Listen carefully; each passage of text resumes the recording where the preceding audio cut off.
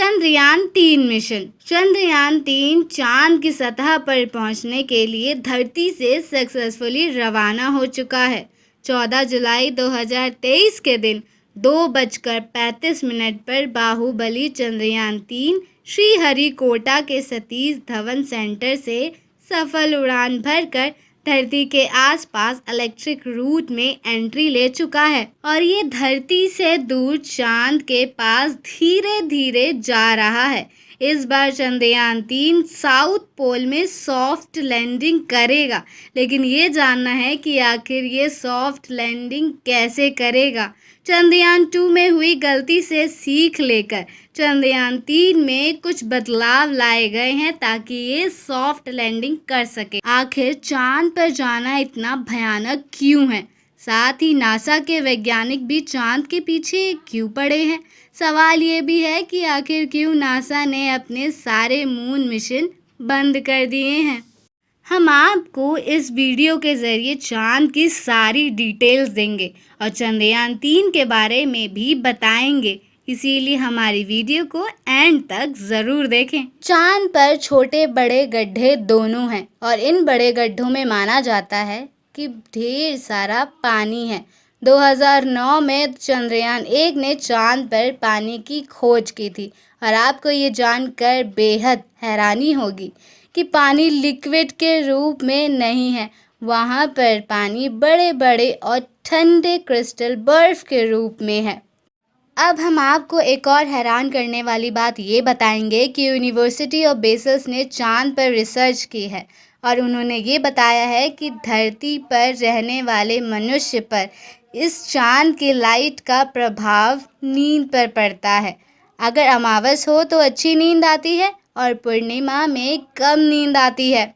Scientist ने इस बात पर सही तरीके से मोहर तो नहीं लगाया, लेकिन इस पर अभी भी रिसर्च जारी है। चांद पर छोटे बड़े गड्ढे मौजूद हैं और इन छोटे बड़े गड्ढों पर सनलाइट तक नहीं पहुंच पाती। इसमें सबसे बड़ा गड्ढा साउथ पोल की तरफ है। इस बड़े गड्ढे का नाम एटकेन बेसिन है। माना जाता है कि चांद पर जो ये बड़े गड्ढे हैं इनमें पानी मौजूद है, वो भी थोड़ा बहुत नहीं, 100 मिलियन टन मौजूद है। और सबसे अच्छी बात तो ये है कि इसकी खोज के लिए ही चंद्रयान-3 को चांद की सतह पर भेजा गया है।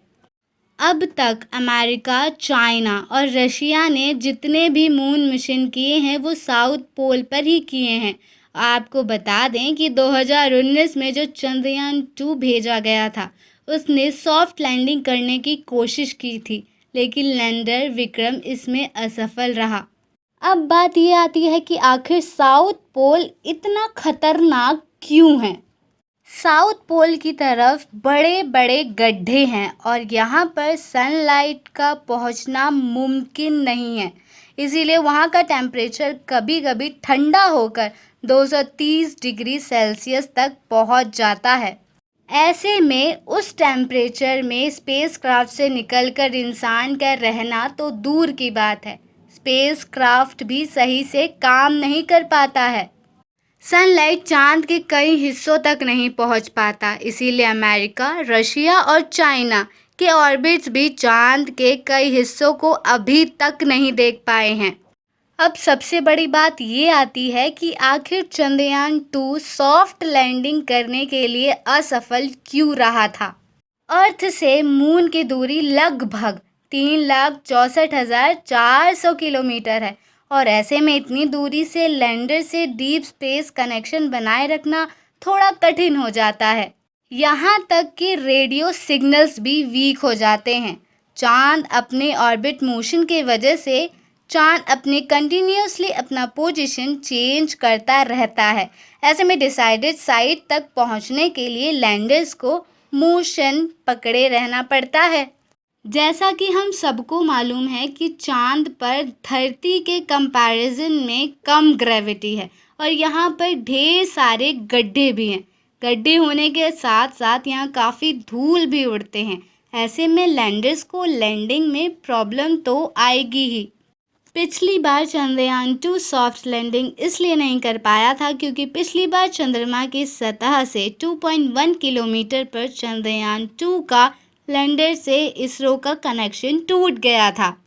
इन्हीं कुछ कारणों की वजह से ये क्रैश हो गया और ये सॉफ्ट लैंडिंग नहीं कर पाया। इसीलिए इसरो के साइंटिस्ट ने कुछ सीख लेकर चंद्रयान 3 में कुछ बदलाव किए हैं, जैसे कि वो सॉफ्ट लैंडिंग कर सके, इसीलिए 4 थ्रस्टर लगाए गए हैं। उसके बड़े बड़े लेग्स लगाए गए हैं जो कि काफ़ी मजबूत है। फ्यूल स्टोरेज कैपेसिटी भी बढ़ा दिया गया है। अब हमें ये देखना है कि 23 अगस्त को होता क्या है।